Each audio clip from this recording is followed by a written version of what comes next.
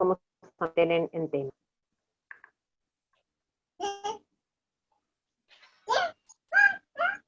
Bien. Bueno, voy admitiendo el resto, vamos a empezar entonces a hablar del ABCD que tenemos que valorar con el paciente que nos estamos imaginando en este momento, un paciente que llega de quirófano a la sale de quirófano a la sala de recuperación. Vamos a suponer que somos enfermeros de la sala de recuperación y somos 50 y pico de personas adentro de la sala de recuperación. Los problemas que tienen que ver con la vía aérea son los problemas más graves, son los que sí ponemos en la A y viene en rojo, porque son los problemas más graves, afortunadamente menos frecuentes, que le pueden costar al paciente o bien la vida o bien una secuela neurológica transitoria o permanente. ¿A qué me refiero con esto? Las situaciones críticas en este ámbito de la recuperación posanestésica en relación con la vía aérea pueden tener diversos orígenes, diversas causas. Una de estas causas puede ser que el paciente todavía no haya metabolizado sus analgésicos, ¿sí? Por ende, el paciente todavía, estamos hablando, que les dije, de la sala de recuperación, el paciente no necesariamente esté despierto, el paciente puede estar dormido, ¿sí? Ustedes, vamos a suponer que lo conocen al paciente, trato de ponerlos en una situación clínica específica para que sea más sencillo armárselo en la cabeza. Vamos a suponer que ustedes lo conocen al paciente, ¿sí? El paciente se fue a hacer, nada, una cirugía por una apendicectomía, ¿sí? Pero el paciente era un paciente que pesaba 170 kilos, era un paciente obeso, cuello corto, ustedes le hicieron la ley de Lemon, se dieron cuenta que el paciente tiene cuello corto y gordo, con lo cual lo caracterizaron ustedes para su valoración como enfermeros de paciente con vía aérea,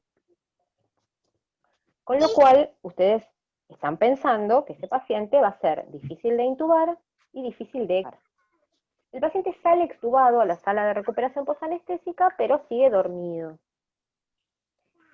Lo primero que ustedes van a evaluar de este paciente es la posibilidad de que este paciente sostenga la permeabilidad de la vía aérea. ¿A qué llamamos permeabilidad de la vía aérea?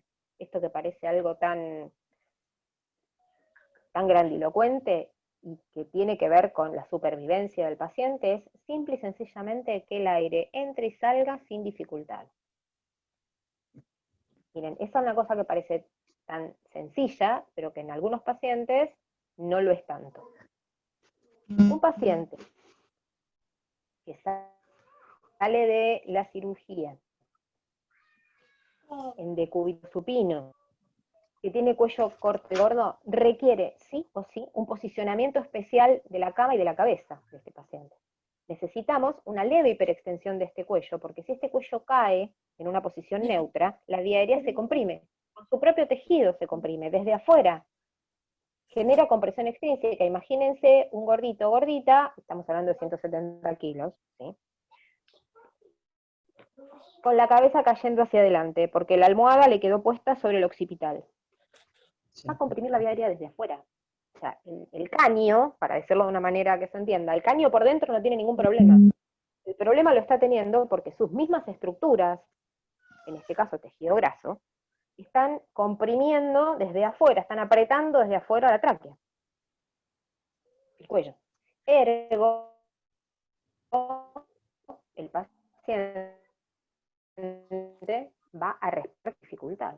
Que hasta ahora no hemos hecho cosas gigantescas para salvarle la vida a un paciente y estamos permeabilizándole la vía aérea, colocándole la almohada de manera tal que le quede debajo de la nuca, sin tocar el occipital y un poquito hacia los hombros. La cantidad de almohadas que sean necesarias y la posición que sea necesaria para que el paciente respire sin dificultad. ¿Qué significa respirar sin dificultad? Sin ruidos agregados. Ustedes tienen que escuchar que el aire entra y sale y percibir, mirar al paciente y darse cuenta que el aire entra y sale sin dificultad. Lo ocultan y se dan cuenta que entra simétrico en ambos pulmones.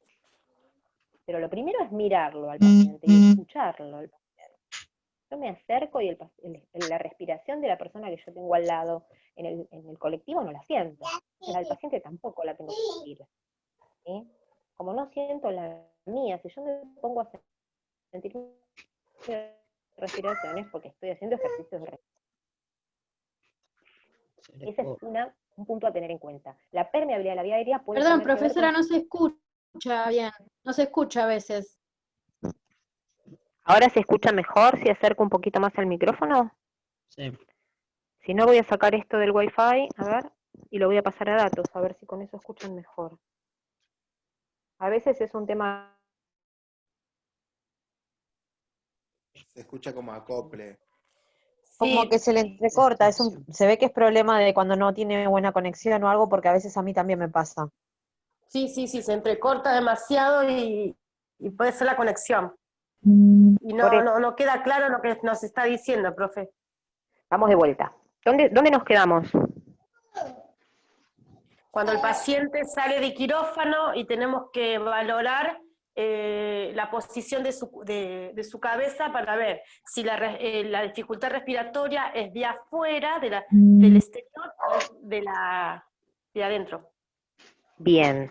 Profe, Lo- ¿puede silenciar los micrófonos? Porque hay un micrófono activado ahí y hace acople. A ver, Sí, si hay un puedo desde acá. A ver, espérenme un segundito que ya lo hacemos eso. No. En algún lado está eso. Se escucha como que alguien entra y sale de la llamada. Sí, es como medio molesto. Sí, pero no me figura acá como... A ver, acá en participantes debe ser. O acá. Sé que hay un ítem para cerrar el micrófono de todo el mundo, pero no lo encuentro.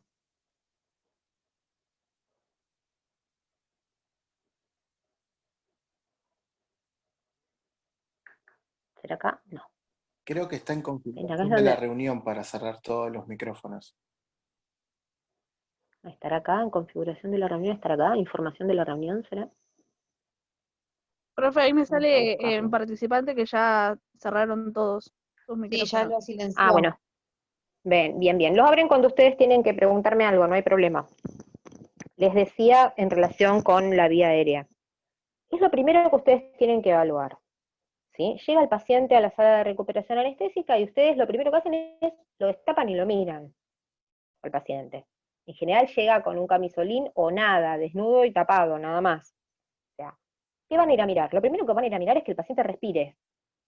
Porque el paciente, si bien es cierto, es importante que lo primero que uno tiene que evaluar en todos los pacientes es el estado de conciencia, acá ya sabemos que el paciente puede llegar a venir con el estado de conciencia alterado. ¿Por qué? Porque acaba de salir de una cirugía donde lo tienen dormido, ¿sí? Durante unas horas, o el tiempo que sea pertinente de la cirugía. Y ustedes saben que alguna alteración del estado de conciencia el paciente va a tener en lo inmediato, ¿sí? No va a estar divino charlando con ustedes, porque a divino y charlando tiene que llegar a la sala de internación, no a la sala de recuperación. Es otro escenario. Pero vamos a tomar ese escenario porque es ahí donde se producen algunas cuestiones. En ese escenario, lo primero que ustedes van a pensar, como enfermeros que han cursado en la UNLA, es: yo tengo que ver el ABCD del paciente. Ahora tengo que priorizar, ahora no puedo hacer un examen físico exhaustivo del paciente como hacía en el prequirúrgico si tenía tiempo. ¿Sí? No puedo hacer la valoración cefalocaudal del libro, porque tengo que ir a las prioridades. Y las prioridades se establecieron justamente con estas letras para tenerlas rápidamente en la cabeza. Entonces vamos a ir a la A de vía aérea. Lo primero que me tengo que preguntar con este paciente es si el paciente está respirando, ¿sí? Que obviamente nadie va a sacar un paciente a la sala de recuperación si no respira por su cuenta, porque si no estaría todavía intubado dentro del quirófano. Pero ojo, hay salas de recuperación donde el paciente sale también ventilado y se queda en la sala de recuperación porque, por ejemplo, no hay cama en terapia intensiva, pero no es el paciente que nosotros vamos a ver. La sala de recuperación posanestésica es como una terapia intensiva, o como un segundo quirófano sin las condiciones de esterilidad ni la cama de operaciones, la mesa de operaciones. ¿Sí?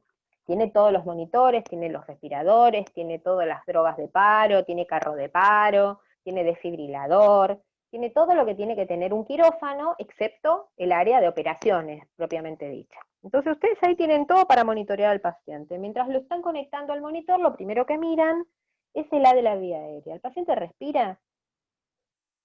¿Entra y sale el aire? ¿Hay algún ruido anómalo en esta entrada y salida de aire? ¿Audible? No auscultable. ¿Audible? ¿Hay alguna alteración visible de esta vía aérea? Y vamos a suponer que este paciente que entró para una apendicectomía, como yo les decía, pesaba 170 o pesa 170 kilos. Entonces yo tengo que pensar, visiblemente, ¿qué problema tengo con la vía aérea? ¿O qué problema se me podría generar con la vía aérea? Y que este paciente tiene cuello corto y gordo. Entonces, necesito, indefectiblemente, reposicionar ese paciente en la cama, cuando lo pasen de la camilla a la cama, de manera tal de que la vía aérea no se colapse de manera extrínseca, es decir, no sea del cuello el que comprima la vía aérea. Eso lo podemos llamar compresión extrínseca. Cuando hablamos de compresión intrínseca, estamos hablando de que haya un edema en la tráquea o en la vía aérea, con un bronquio, ¿sí? Que haya secreciones, que haya un tumor endobronquial, ¿sí? Que haya una lesión, que el paciente haya vomitado y se haya aspirado, que esté sangrando. Acá lo que primero que vamos a mirar es, ¿el paciente le entra y le sale el aire? ¿Mantiene la vía aérea permeable? Eso es una permeabilidad de la vía aérea. Y que el paciente la pueda manejar solo se llama sostén de la vía aérea, que son dos cosas distintas y las vamos a ir evaluando una después de la otra. Sabemos que el paciente llegó dormido, el sostén de la vía aérea por su cuenta no lo va a hacer, el paciente no se va a acomodar solo para respirar mejor, a eso me refiero. Por ende, lo vamos a tener que hacer nosotros. ¿Con qué? Con almohadas, que hagan que la vía aérea se encuentre lo más alineada posible. ¿Cómo hacemos esto? El paciente tiene que quedar a 30 grados, ¿sí? Para eso subimos la cama, no el paciente. Subimos la cama a 30 grados y le colocamos almohadas que no tomen como referencia, ¿sí? Como zona de apoyo, el occipital del paciente y no lleven el mentón hacia el tórax. Nosotros tenemos que despegar el mentón del tórax.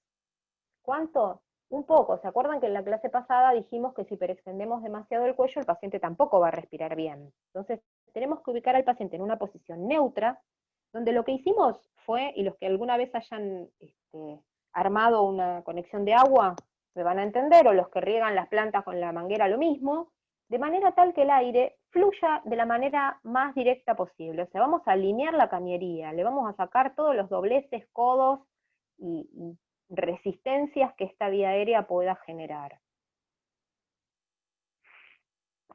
Le pusimos las almohaditas al paciente. Entonces, ahora tenemos una vía aérea alineada, permeable.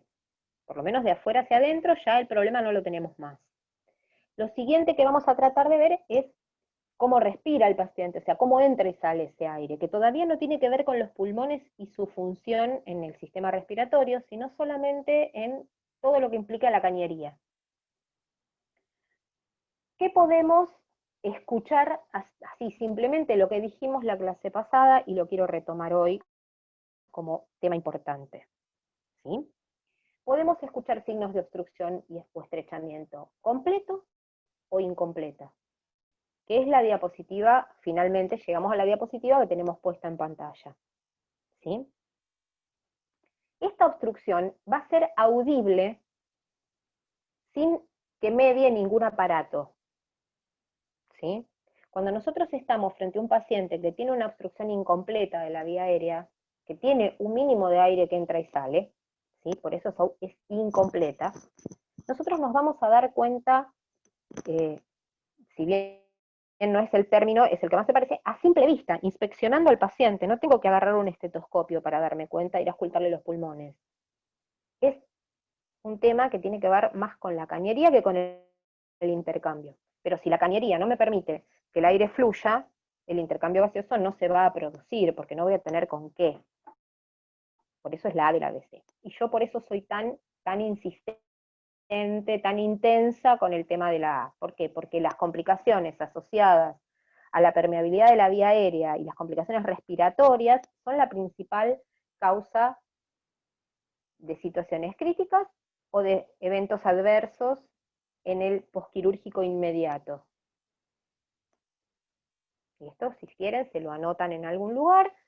Hay dos grandes situaciones que controlar. Una tiene que ver con la vía aérea y la respiración, y la siguiente tiene que ver con la circulación. Entonces, los eventos asociados a las dificultades con la permeabilidad de la vía aérea son una de las primeras situaciones críticas que se producen en la sala de recuperación posanestésica y que pueden pasarnos en una sala general también, pero asociada a diferentes cosas.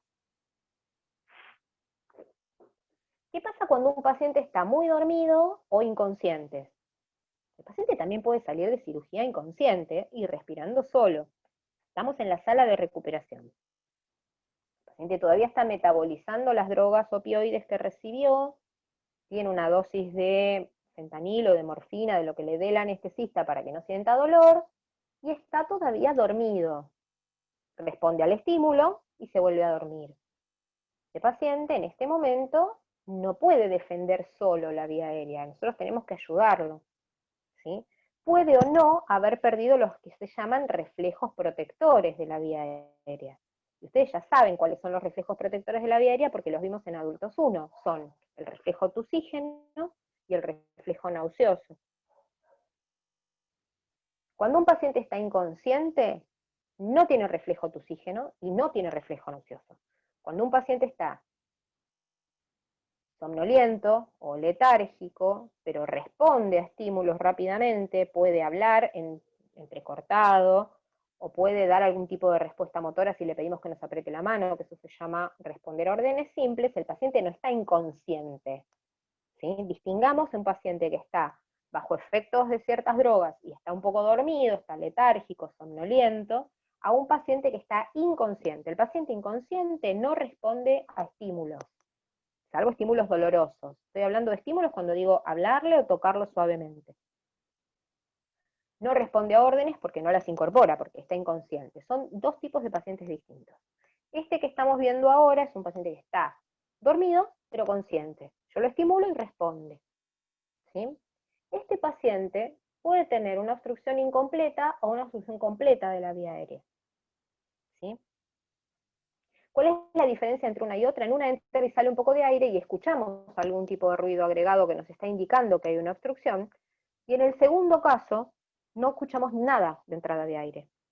Y vemos que el paciente hace esfuerzos vigorosos con el tórax para intentar respirar. ¿Por qué? Porque su centro respiratorio, que está en el bulbo raquídeo, le está diciendo que respire porque se está acumulando dióxido de carbono. ¿Me siguen? Nosotros, ¿por qué respiramos, adultos 1? Respiramos porque se nos acumula dióxido de carbono, y eso estimula que nosotros intensifiquemos la frecuencia respiratoria. Si nosotros no tenemos dióxido de carbono, lo más probable es que dejemos de respirar, hasta que se acumule un poco.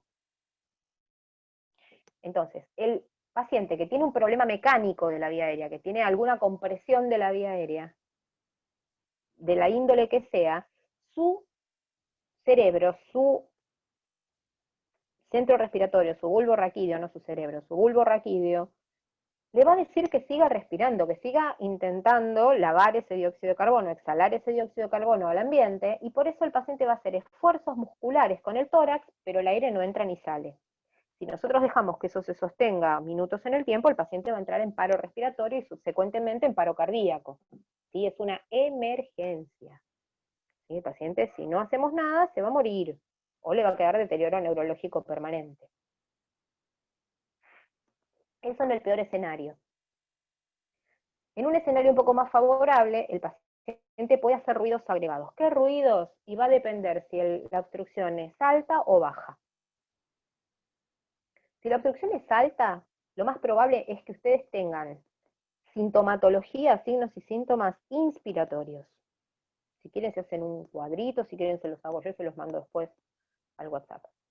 Signos inspiratorios. Yo voy a sentir el estridor cuando el paciente quiera meter el aire, ¿sí? Puede ser también que tenga retracción costal. ¿Vieron alguna vez un niñito en sus prácticas con una crisis asmática, por ejemplo. Digo niñito porque es más fácil verlo porque son más delgaditos. Se le meten para adentro las costillas cuando inspira, y se le llena la panza de aire. Eso se llama respiración en balancín. ¿Sí? Uno cuando inspira, ¿qué tiene que hacer? Uno tendría que ampliar el tórax para respirar, no todo lo contrario. ¿Sí? Cuando uno inspira profundo, hagan el esfuerzo, pónganse una mano en el tórax y una en el abdomen. Cuando uno inspira profundo, el tórax se amplía y el abdomen se relaja. Bueno, cuando hay esfuerzo respiratorio con obstrucción de la vía aérea superior, hay generalmente estridor, que es este que se escucha cuando ustedes quieren meter el aire, porque puede ser que haya secreciones o que haya exceso de salivación. Van a ver cuando vean los analgésicos y los anestésicos por qué a veces hay exceso de salivación. O puede ser que haya algún tipo de obstrucción mecánica. Ahora vamos a hablar específicamente de eso. ¿Sí? Entonces, en ese caso ustedes van a ver que se da esta respiración en balancín, o lo que también pueden encontrar en la bibliografía como respiración paradojal. ¿Por qué es paradojal? Porque es una paradoja, es exactamente al revés de lo que debería ser. Ay, perdón. Este signo me está diciendo que hay, perdón chicos, una parte de la vía aérea por la que no está pasando el aire.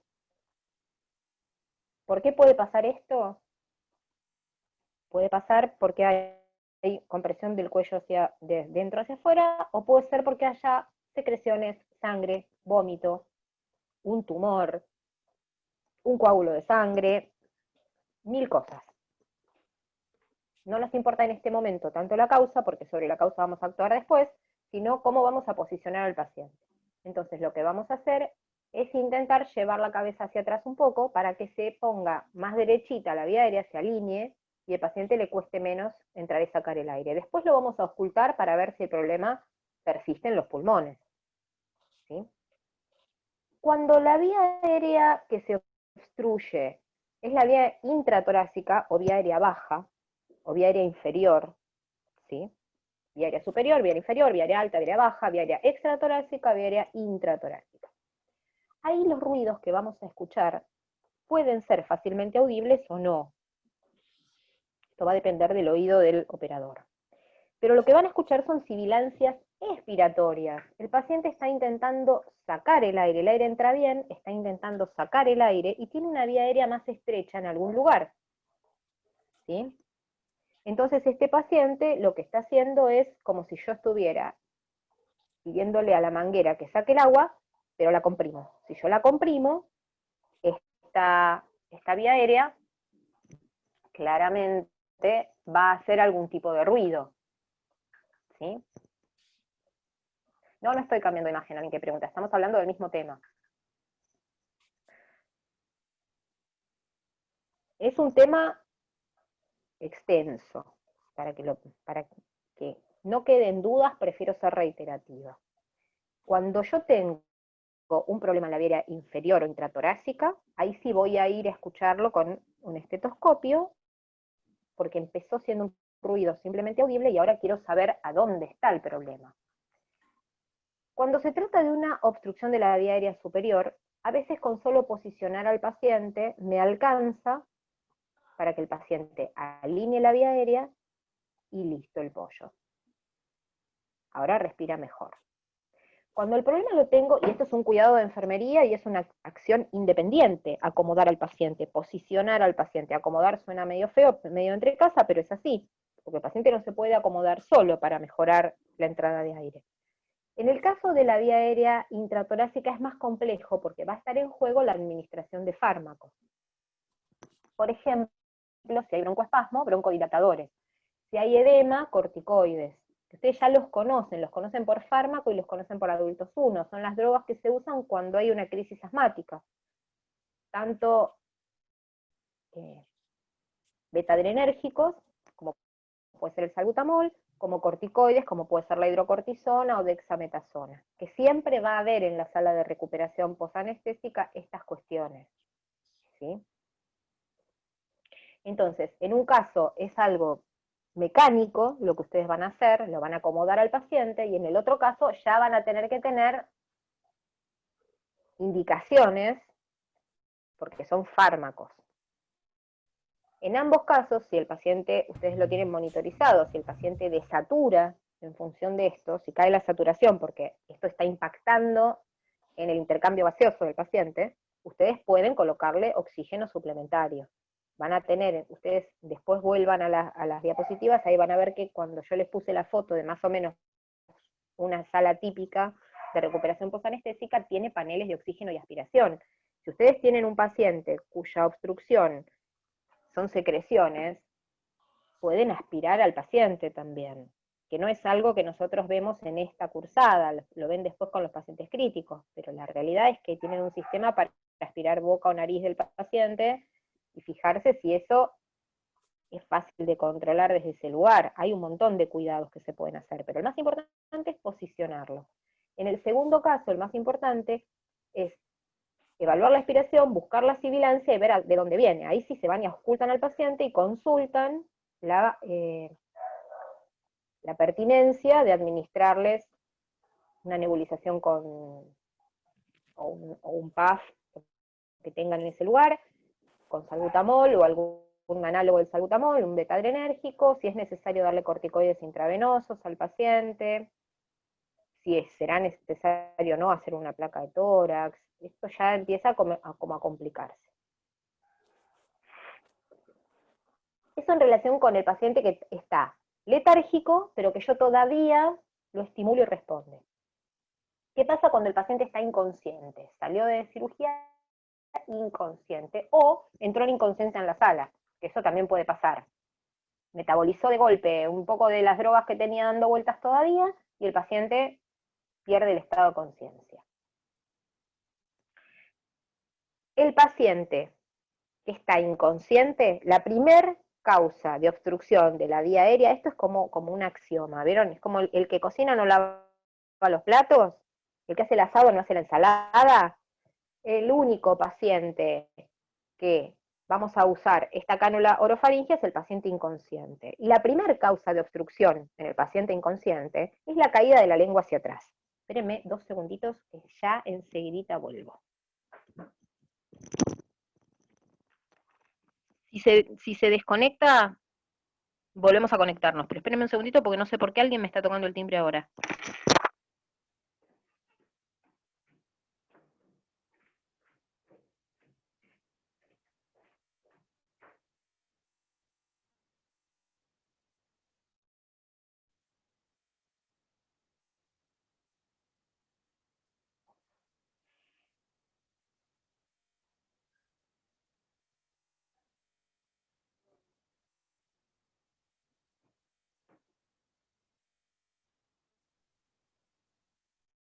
Chicos, ¿alguien grabó la primera parte?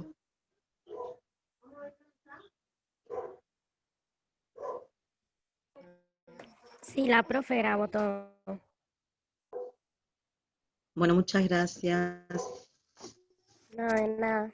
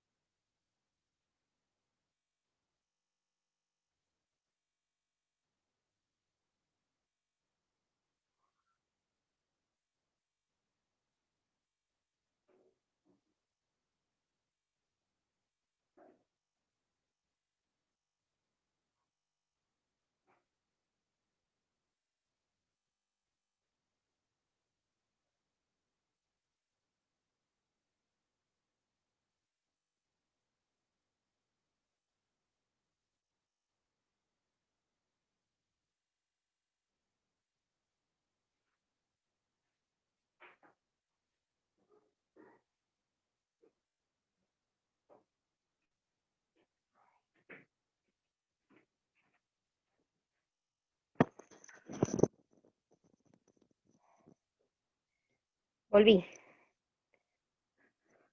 Discúlpenme, chicos, pero me tocaron el timbre y tenían una entrega que hacerme y no me queda otra opción.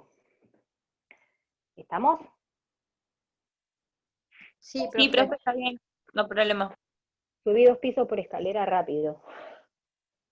Ya no estoy en estado físico. Bueno, ya saben que cuando se corta volvemos con el mismo link. Entonces, ahora nos vamos a hacer un cuadro de situación del paciente inconsciente. Este salió a recuperación sin haber vuelto a la conciencia, sin poder conectarse con el medio. ¿Esto significa que el paciente no respire? No, no necesariamente. Sabemos que la conciencia tiene varios evaluables. Uno de ellos es la imposibilidad de conectarse con el medio. Y es lo que tiene este paciente en este momento. Pero respira. ¿Sí? Es diferente del coma farmacológico en el que lo pusieron durante la anestesia, donde no respiraba por su cuenta, porque tenía bloqueo neuromuscular. Bueno, este paciente,